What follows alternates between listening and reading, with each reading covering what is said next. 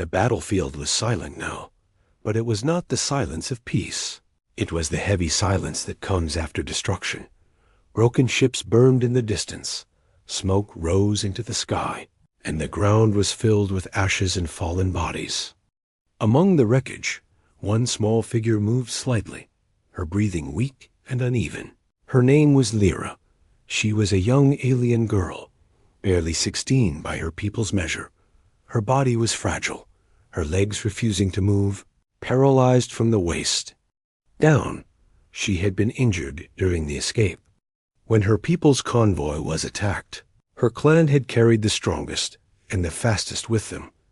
But when they saw Lyra could not run, they left her behind. To them, she was broken.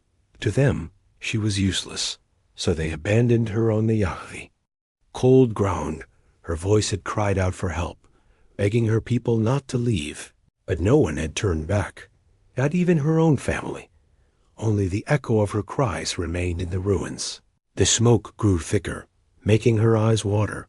Her small hands reached forward, trying to pull herself away from the wreckage. Every move sent sharp pain through her body, but she refused to stop. Her heart beat fast, not from strength, but from fear. She knew what happened to the weak on the battlefield. They were forgotten or worse, found by the enemy. As the night came, Lyra's voice grew quieter. Her throat burned from shouting. Her hope was fading. She whispered to herself, "Why? Why am I the one left behind?" Her tears fell onto the dust, mixing with the dirt. Her people had promised never to leave anyone behind. But promises meant nothing when fear ruled their hearts. And then footsteps, they were heavy, slow, and different from her people's sound. Her eyes widened.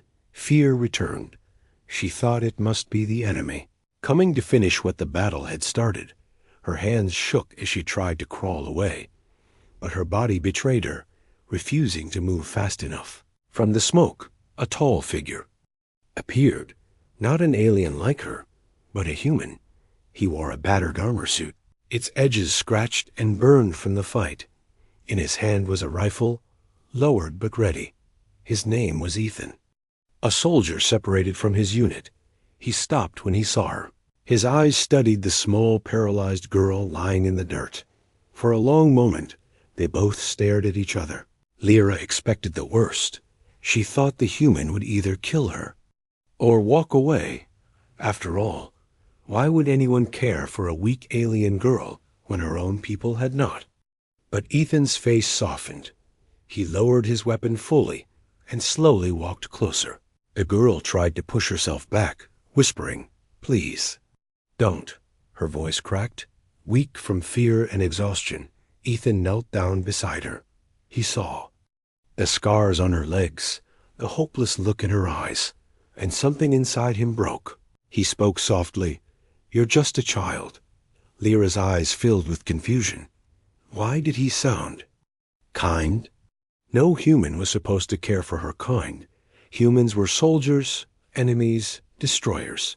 But this one, this human, did not look at her like an enemy. He looked at her like she mattered. Ethan reached out a hand. For a moment, Lyra hesitated.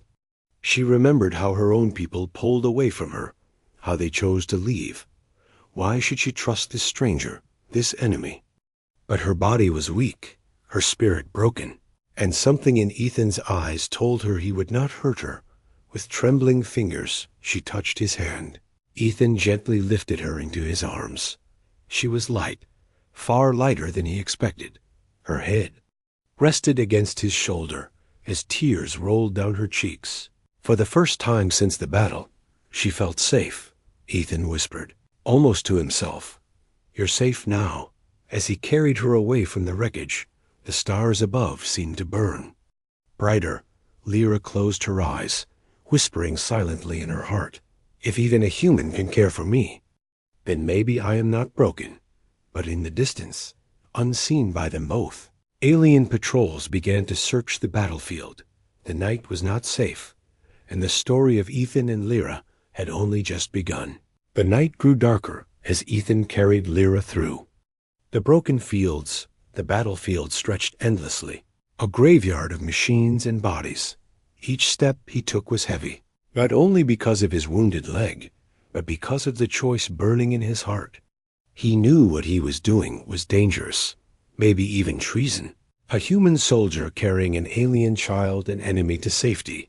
If his squad saw him, they would call him a traitor. But when Ethan looked down at her fragile form, trembling in his arms, he knew he could not leave her behind. He reached a small cave hidden by rocks. It was where he had been resting since the battle had scattered his unit. He laid Lyra gently on the ground, covering her with his cloak.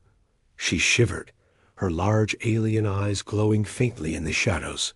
Her voice was weak, but she forced herself to ask, "Why? Why are you helping me?" Ethan paused, his hand tightening on his rifle. Why indeed? He had lost friends to her people's armies. He had bled for the war. By all rights, he should hate her. But when he saw her lying in the dirt, abandoned by her own kind, he had seen not an enemy, but a child. And Ethan was not the kind of man who could walk away from that, because you deserve better. He finally said, his voice was low, but firm. Lyra blinked, confused. Her people had never spoken to her like that. They had called her weak, broken, a burden. But this human, this stranger, was treating her as if she mattered. Hours passed, and Ethan gave her water from his flask. He even shared his last food ration, breaking it in half. She hesitated at first, then accepted it, eating slowly. Her hands shook from exhaustion, but Ethan did not rush her. The silence between them was not empty. It was heavy with unspoken questions, unspoken fears. Outside the cave, the wind carried the sound of movement. Alien patrols were nearby, searching. The ruins for survivors. Ethan froze, motioning for Lyra to stay quiet. He turned off the small light and aimed his rifle at the cave entrance. Every second stretched like an hour. The shadows of two aliens moved past the rocks, their voices sharp. They carried spears crackling with energy, searching for the weak, the lost. Lyra trembled, her breath shallow. If they found her here, she knew what they would do. They would not save her. They would end her, because to her people, weakness was shame, and shame deserved no mercy. Ethan kept still, his finger near the trigger, but the patrol moved on, their voices fading into the distance. Only when the silence returned did Lyra allow herself to breathe again. Her eyes met Ethan's in the dim light, and for the first time, she felt safe. That night, sleep did not come easily. Ethan leaned against the cave wall, his rifle across his lap. Lyra lay under his cloak, staring at the ceiling of stone. Her thoughts swirled like storm clouds. Why had her people left her? Why was this human, an enemy, protecting her? Her heart told her there was only one answer. Maybe kindness was not weakness. Maybe it was strength, but she was afraid to believe it.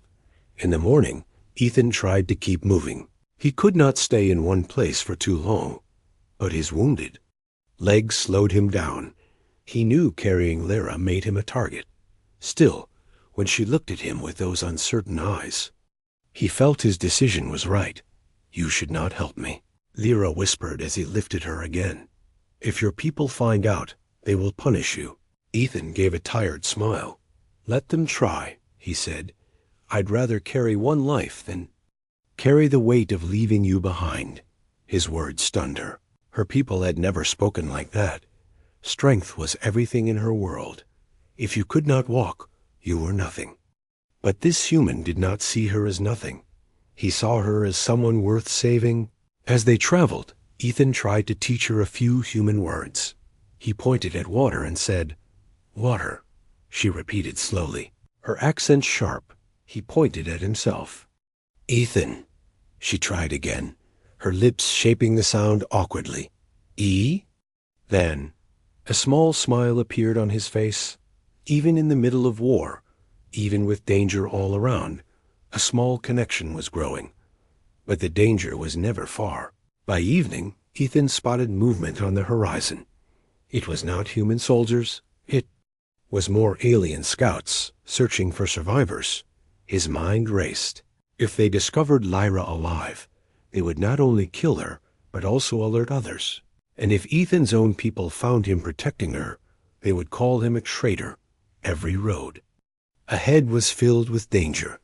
Every choice carried a price. That night, as Lyra drifted into sleep, Ethan sat in silence. He stared at the stars, wondering if he had made the right decision. He had chosen compassion over duty, love over law.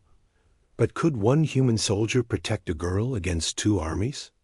Could one choice change the fate of a war? As the wind howled outside the cave, Ethan's grip on his rifle tightened. No matter what the answer was, his choice was made. He would protect her, even if it cost him everything. Because sometimes, the most human thing you can do is refuse to abandon the abandoned. And far away, under the same stars, both humans and aliens were preparing for the next battle. Neither side knew that the smallest, weakest figure on the field, the paralyzed alien girl, would soon become the center of a story that could shake the galaxy. The cave became their shelter for 3 long days. Outside, the battlefield slowly grew silent, but danger never truly left. Ethan and Lyra lived in constant fear of alien patrols, fear of human scouts, fear of being discovered. But inside the small cave, something different was growing, something neither of them expected. On the second morning, Ethan woke to find Lyra watching him. Her alien eyes glowed faintly in the dim light. Sharp yet gentle, she studied him the way a child studies a stranger curious but unsure. When he opened his eyes, she quickly looked away, pretending to sleep. Ethan gave a small smile, though his heart was heavy with questions. Why had fate brought them together? Why her? Why now? He pushed the thoughts aside and broke a ration bar in half. He handed it to her, saying softly, "Eat." She hesitated, then took it. The taste was strange to her, but her hunger was stronger. As she chewed slowly, she whispered in a voice almost too soft to hear, "Why? Do you not hate me?" The words froze him. He looked at her carefully. Hate, yes. He was supposed to hate her. Her people had fought his, killed his friends, destroyed cities. But as he looked at her, small and fragile, her legs useless, he felt no hate. He felt only a strange pull, like a duty, like a promise he had made without words. "I don't hate you," he said at last. Her eyes widened, as if no one had ever spoken those words to her before. That night, Ethan decided to teach her simple human words. He pointed at himself. "Ethan," she struggled but repeated. "E?" Then her lips trembled, but she smiled faintly. And he pointed at her. She lowered her gaze and whispered, "Lyra." For the first time, her name was spoken without anger, without shame. To Ethan, it sounded beautiful. On the third day, the bond between them grew deeper. Ethan wrapped her legs in cloth to keep her warm. When she trembled, he offered his cloak. When she cried quietly at night, he did not ask questions. He only sat close, his presence telling her she was not alone. Slowly, Lyra began to trust. She had been abandoned by her own kind, but this human was different. He was choosing to stay, again and again, but danger was never far. One evening, as Ethan left the cave to gather water, he saw movement in the distance. Alien patrols, 3 of them, armed and searching. He froze, then crouched low. If they found the cave, they would kill Lyra without hesitation. He tightened his grip on the rifle, his heart pounding. The patrol passed, but one soldier stopped, staring at the ground. Ethan's boots had left faint tracks in the dirt. The alien bent down, studying the marks. Ethan raised his rifle slowly, finger on the trigger. One sound, one wrong move, and their hiding place would be discovered. The alien finally stood, muttered something to his companion, and walked on. Ethan waited until the patrol disappeared before rushing back to the cave. Inside, he found Lyra awake, her eyes wide with worry. "You," almost didn't come back. She whispered. Her voice trembled, as if she feared losing him more than the enemy itself. Ethan knelt beside her, his hands steady on her shoulders. "I told you. I will not leave you," he said. Something inside her broke then. Tears filled her eyes. And for the first time, she cried not from weakness, but from hope. That night, under the dim glow of a broken lantern, they talked more. Ethan told her of Earth, of oceans so wide they touched the sky, of forests that breathed life, of cities full of lights. Lyra listened, her eyes wide with wonder. Her people had only told stories of war, conquest, and survival, but Ethan's words painted pictures of beauty and peace. She whispered, "Your world." "It sounds like a dream." He chuckled softly. "Maybe one day you'll see it." She lowered her gaze, touching her paralyzed legs. "I cannot walk," she said bitterly. Ethan leaned closer, his voice steady. "Then I'll carry you." His words were simple, but they struck her like fire. No one had ever said that to her. No one had ever promised to carry her weight, her weakness, her shame. For the first time, she felt she was not a burden. She was someone worth protecting, worth loving. But their fragile peace shattered the next morning. Ethan woke to distant sounds, metal clashing, engines humming, voices shouting. Human soldiers, his own kind, were moving closer. If they found Lyra with him, they would not ask questions. They would kill her instantly, and perhaps punish him too. Lyra saw the fear in his eyes. Her own body shook with terror. "Your people," she whispered. "They will not accept me." Ethan clenched his fists, his mind racing. He was trapped between two worlds, his duty as a soldier, and his promise to protect her. For hours, the sounds of marching boots and voices echoed outside. Ethan held his rifle, ready to defend the cave. Lyra sat close, silent but afraid. Her trust in him was strong now, but it was fragile. One wrong choice, and it would shatter. When the soldiers finally passed, Ethan exhaled in relief. But the danger was not gone. It was growing. Every day they stayed together, the risk became greater. The war outside was not ending, and soon both armies would discover the strange bond forming in the shadows. As night fell again, Ethan sat beside Lyra. The stars above the cave glittered faintly through a crack in the rocks. She whispered softly, "Why do you risk so much?" "For me?" He looked at her, his voice steady but quiet. "Because you're not weak. Lyra, you just needed someone to believe in you." And as her eyes filled with silent tears, she realized something powerful. The human soldier was not just protecting her body. He was protecting her soul. And in the broken silence of war, trust had been born. But in the darkness beyond the cave, unseen eyes were already watching. The fragile bond they had built was about to be tested in ways neither of them could imagine. The days inside the cave stretched into a fragile routine. Ethan would search for food and water, while Lyra remained hidden.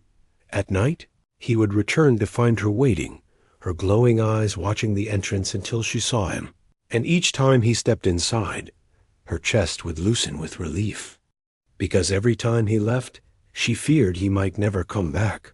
But outside, the world was not silent anymore. The battlefield had become a hunting ground. Alien patrols searched the ruins for survivors. Dragging the weak out of hiding, human scouts hunted too. Chasing anything that moved, the war had not ended. It had only changed shape. And Ethan knew sooner or later, the storm would reach them. One evening, Ethan returned late, his uniform torn and his shoulder bleeding from a shallow cut. When he limped into the cave, Lyra gasped. Her hands shook as she tried to reach him, but her paralyzed body betrayed her. "You are hurt," she whispered, her voice breaking. Ethan shrugged, forcing a smile. "It's nothing." But she saw the pain in his eyes. She saw the way he winced as he sat down. And for the first time, anger filled her heart, not at him, but at the world, at her people who had left her, at the war that forced this human to bleed for her. Ethan cleaned his wound quietly, but Lyra did not look away. She whispered, "Why risk yourself?" "For me?" He chuckled softly, though his voice was tired. "I told you. Because you matter." Her eyes filled with tears. She wanted to believe those words, but fear still clawed inside her. What if he grew tired of carrying her weight? What if he left her like her own people had? That night, Lyra dreamed of being abandoned again. She saw Ethan walking away, disappearing into smoke. She screamed his name, but no sound came out. When she woke, her hands were trembling, her body covered in cold sweat. Ethan sat nearby, his eyes half closed, but his rifle ready. He noticed her shaking and moved closer, covering her with the cloak. "You're safe," he said softly. But outside, in the darkness, safety was an illusion. The next morning, Ethan spotted something terrifying. Footprints, fresh ones, near the stream where he fetched water. They were not his. They belonged to alien hunters, heavy and sharp. He froze, his rifle raised, scanning the tree line. No one appeared, but he knew what it meant. They were close, closer than ever. When he returned to the cave, he did not tell Lyra everything. He did not want her fear to crush her, but she saw it in his eyes anyway. "Danger," she whispered. He nodded, sitting heavily. "Yes, it's coming." That evening, the danger became real. While Ethan rested, Lyra heard voices outside. She stiffened, her hands gripping the cloak tight. Alien voices, cold, sharp, speaking her language. Her people, she understood every word. "Search here, the human is near," one voice hissed. "Find the girl. She cannot be far," another said. Lyra's blood turned to ice. They were hunting her, not to save her, but to finish what they had started. Abandoned once, now they wanted her erased. Ethan heard nothing at first, but Lyra grabbed his arm, her glowing eyes wide with fear. "They are here," she whispered. Her voice cracked, but her words were clear. Ethan grabbed his rifle, moving silently to the cave entrance. He saw shadows flicker against the rocks. 3 alien hunters, armed and searching. One of them carried a blade glowing with blue fire. Another carried a staff humming with energy.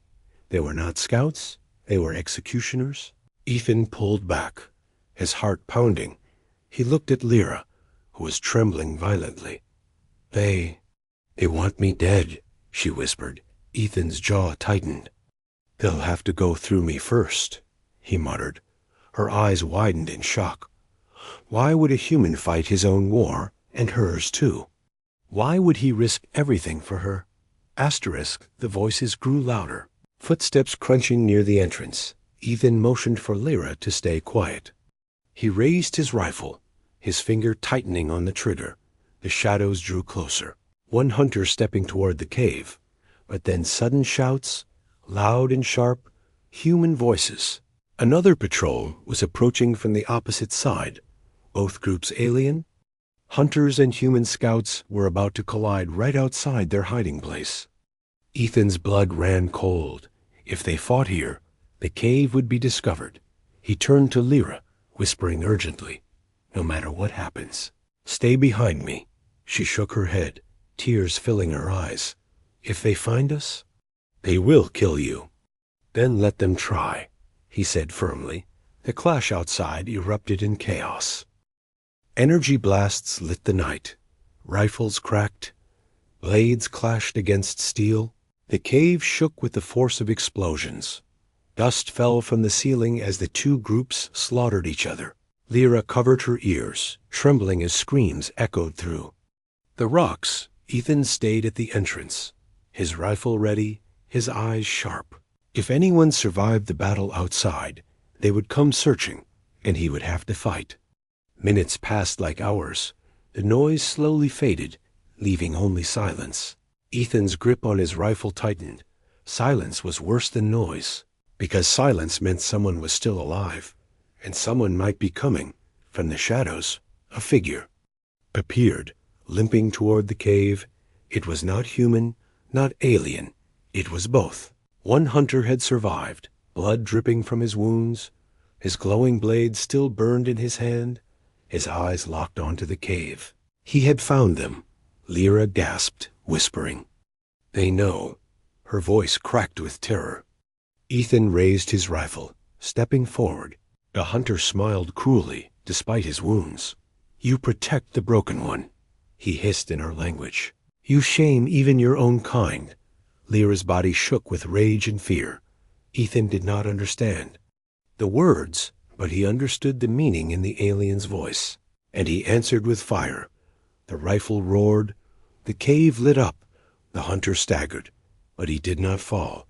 His blade flashed, striking sparks against the stone. The fight was just beginning, and as the battle filled the cave with fire and shadows, Lyra realized the truth. The danger was no longer just outside. It was here, inside their fragile shelter, and the bond she had built with Ethan would be tested in blood. The forest was quiet, too quiet, as if the trees themselves were holding their breath. Kale and Ilara walked side by side, the moonlight slipping through the branches above, painting silver lines. On their faces, they had traveled for days now, always chased, always hunted, never given a moment to rest. But in this silence, something different lived. It was not only fear that followed them, but something softer, something warmer. Kale could feel it every time he looked at Ilara, and Ilara could sense it every time her eyes fell on him. At first, she hated it. Feeling was a weakness. She was an alien warrior, trained to fight, trained to survive, trained to never let emotions cloud her vision. Yet around him, her armor cracked. And the worst part was she did not hate the crack as much as she thought she would. That night, they found shelter inside a hollow cave. The wind outside howled like wolves, and strange glowing insects moved in the air, casting blue light over the stone walls. Kale started a small fire, his hands rough but steady. Ilara sat opposite him, her sharp eyes fixed on the flames. Do you ever regret it? Kale asked, breaking the silence. His voice was quiet, but it carried weight. Saving me when you could have left me behind? Ilara tilted her head, her sharp features glowing in the firelight. I do not know, she said slowly. At first, I thought it was a mistake. Humans are weak, fragile, breakable. She paused, her gaze softening just a little. But you are not what I expected. Kale gave a small smile, though his heart beat faster. That sounds like a compliment, though a strange one. Her lips curved ever so slightly, almost a smile, but then it vanished. She leaned closer, lowering her voice. Do not mistake it, Kale. I still do not trust you fully. There are shadows moving in this world, and even trust can be a weapon. Remember that. Kale's eyes locked with hers. His chest tightened, but he did not look away. Then trust me only as much as your heart allows. I don't ask for more. The fire crackled between them, and in the silence that followed, both of them felt it, the pull, soft yet unshakable. The days passed, and the dangers grew. Strange ships flew overhead, searching the forest. Alien trackers left marks carved into trees. Each night, Kale and Ilara moved deeper into the shadows, closer together. The bond between them was no longer just survival. It was something unspoken, a thread tying their souls tighter with every danger they escaped. One evening, while they were resting near a river, Kale noticed Ilara's hand trembling as she drank. She tried to hide it, but he saw. He reached out, gently placing his hand over hers. You're tired, he said softly. You've been carrying the weight of everything. Let me share it with you. For a long moment, Ilara stared at his hand over hers. Her heart raced in a way that battles had never made it race. She pulled her hand back quickly, standing, her sharp voice breaking the moment. Do not confuse survival with something else, human. But her eyes betrayed her words. That night, while Kale slept, Ilara remained awake, watching the stars. Her chest felt heavy. Her people had always said love was dangerous. Love was weakness. Love was betrayal. Yet here she was, unable to deny the fire inside her, when Cale stirred in his sleep, mumbling something soft. She leaned closer without thinking. Her hand hovered over his face, inches away. She wanted to touch him, to feel him, but fear stopped her. Fear of herself, fear of him, fear of what this meant. The next morning, danger returned. A group of alien hunters found their trail, forcing them to run. They fought together, back to back, blades flashing, hearts pounding. The moment their enemies fell, Cale turned to her, blood dripping from a wound on his arm. "Are you hurt?" he asked, his voice rough but full of worry. Alara's breath caught. He was wounded, and yet his first thought was her. In that instant, something inside her broke free. She stepped closer, her hand pressing against his chest. Her eyes burned like fire. "Why do you make me feel this way, human?" she whispered, her voice trembling. Cale looked down at her, his chest heaving. "Maybe because it's real, Alara. Maybe because even in shadows, love can grow." Her lips parted, but no words came. For a heartbeat, they stood there, the forest. Silent, their world narrowed down to two souls. But then, a sound echoed through the trees' distant horns. Calling hunters. The moment shattered, fear returned, the danger was growing stronger. Alara pulled away, her voice sharp again. "We cannot stay here. Not yet, not until the shadows stop chasing us." Cale nodded, though his heart ached. Together, they stepped back into the darkness. Their love unspoken, hidden, dangerous, but alive, burning brighter with every shadow they walked through. And somewhere, deep inside both of them, they knew love was not only a weakness, it was also their greatest weapon. The rain poured harder that night, as if the sky itself wanted to wash away everything that was about to happen. The forest was silent. No animal stirred, no wind whispered. It was the silence that comes before tragedy, the silence that holds its breath. Ethan and Leora walked together, side by side. Their bond had grown stronger than either of them could have imagined. He trusted her with his life, and she trusted him with her heart. But in the shadows, unseen eyes were watching, waiting for the right moment. Leora's people had not forgotten her, nor had they forgiven her. They believed she had betrayed them by siding with a human. They had sent their best hunter, a man who had once been close to her. His name was Cale, and his heart was filled with both rage and sorrow. To him, Leora's actions were unforgivable, and he had sworn to bring her back or destroy her. That night, while Ethan and Leora rested near the old ruins, Cale stepped out of the darkness. His silver eyes burned with hatred.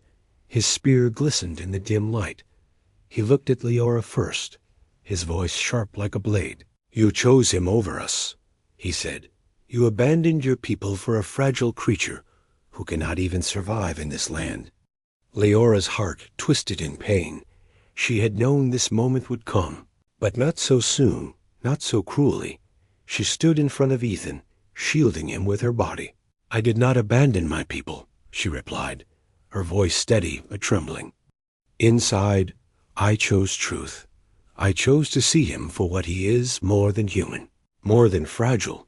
He saved me, Cale, and he saved others too. Why can't you see that?" But Cale's eyes never softened. "Because you let your heart blind you," he hissed. "You were once our strongest, our proudest, and now you are nothing but his shadow. Tonight, your betrayal ends." Ethan stepped forward, his fists clenched. He could feel the tension in the air, heavy and sharp.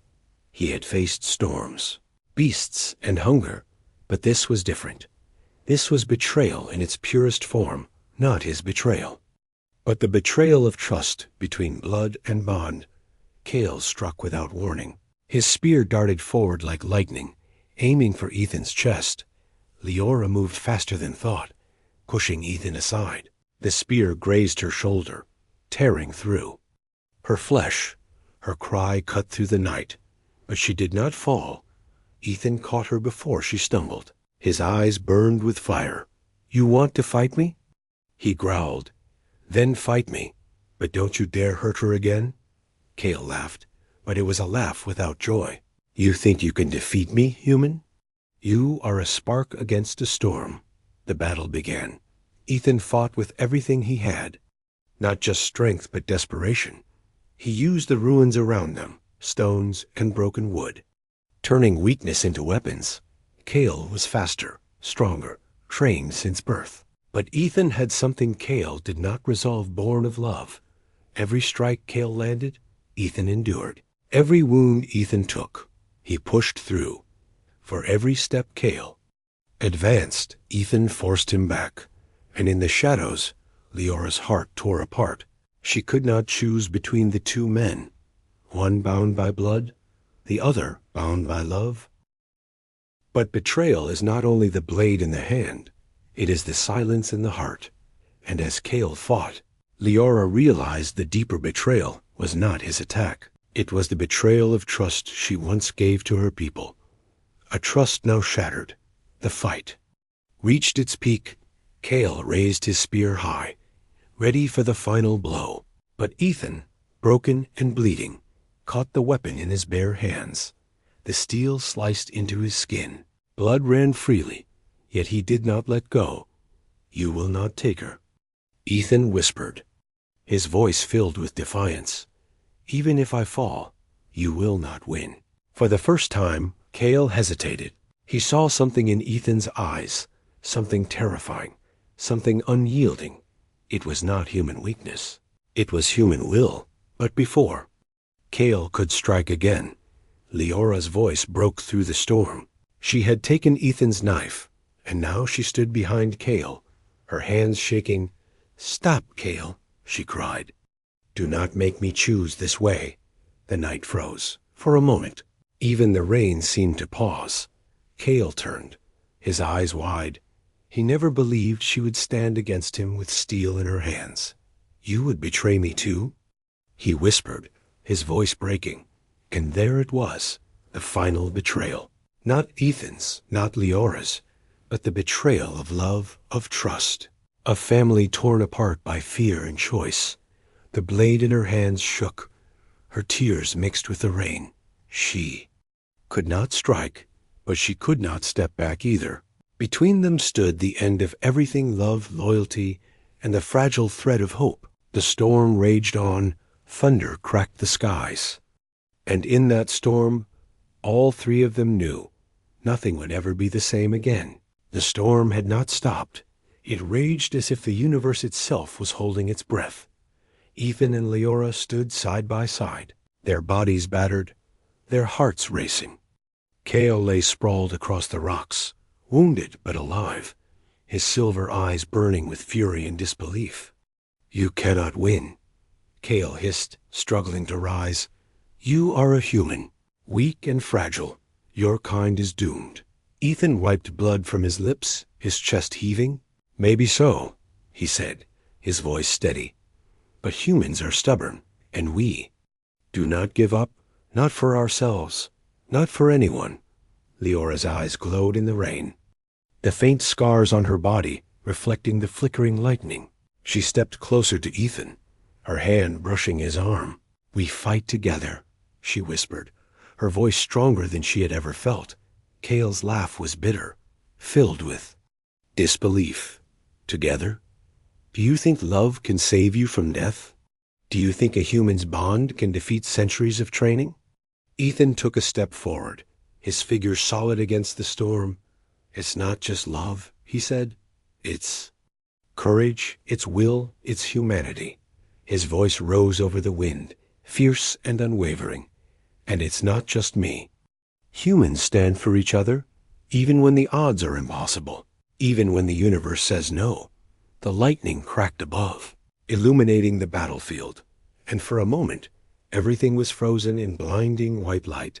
Kale's weapon glinted, ready to strike again. But Ethan moved faster than anyone expected. A surge of speed, born not from strength, but from determination. He grabbed Kale's blade with his bare hands, the metal biting into his skin, blood running down his arms.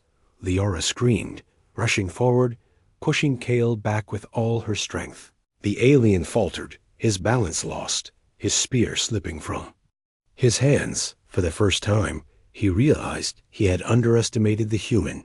"You will not stop me," Kale roared, lunging with a last desperate attack. But Ethan was ready. He ducked, rolling under Kale's swing, and using the fallen spear to knock him to the ground. The human strength, the human will, and the bond between him and Leora had become unstoppable. Kale lay on the ground, gasping, eyes wide with shock. How can a human?" he whispered, disbelief breaking through his fury. Leora stepped forward, her voice calm but deadly. "Because he fights not just for himself, Kale, but for others, for me, for hope, for every life your war tries to destroy." She raised her hands, the energy of her alien heritage mixing with her human choice, and a shockwave of light erupted, pushing Kale back, his body trembling under the power. Ethan took her hand, their fingers locking, and together they stood. A single force stronger than either could be alone. Kale realized, too late, that he was defeated not by blades or strength, but by the unbreakable will of humans and the trust between two souls. As the storm began to calm, the forest around them quieted. The raindrops fell gently now, like tears washing away the violence.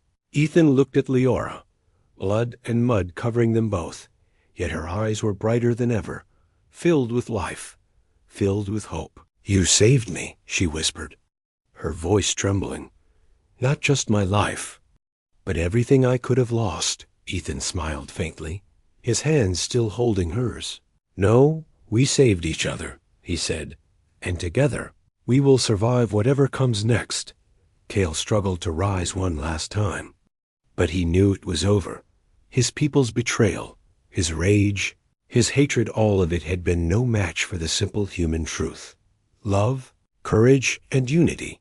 He looked at Ethan, finally understanding, his voice softening with bitter respect.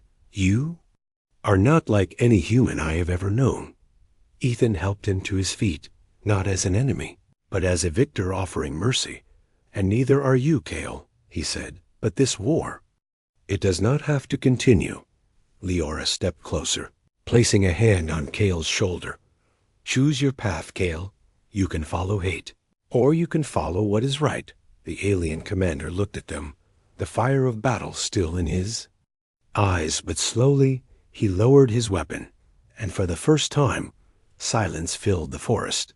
Not the silence of fear, but the silence of understanding. As dawn broke, the sun pierced through the clouds, golden light touching the wounded forest. Ethan and Leora stood together, side by side, scars and bruises covering them, yet stronger than ever. They had survived the betrayal, the hunters, the war, not by chance, but by trust, courage, and the human heart. Leora looked at Ethan, tears filling her glowing eyes. "I never thought I could feel this," she whispered, "but now I know what it means to live, truly live." Ethan held her close. "And I never thought I could care for someone so much, not like this, but here we are, standing together against everything." The forest around them was quiet now. The storm had passed, and somewhere in the distance, the survivors of both armies would see what humans could do. When fear and hate filled the universe, humans still had one power no enemy could destroy: courage, unity, and heart. And so Ethan and Leora stepped forward, together into the new day. Not just survivors, but a symbol of hope, of humanity's strength, of the bond that could turn the tide of war. The alien world had witnessed the human spirit, raw and unyielding, and in the shadows, enemies would think twice before underestimating it again. For when humans fight for love, for trust, for each other, there is no force in the universe that can stop them. The storm had ended, the bond was unbreakable, and the legend of the human who saved a fallen alien, and the alien who trusted a human would echo across worlds. For vastest.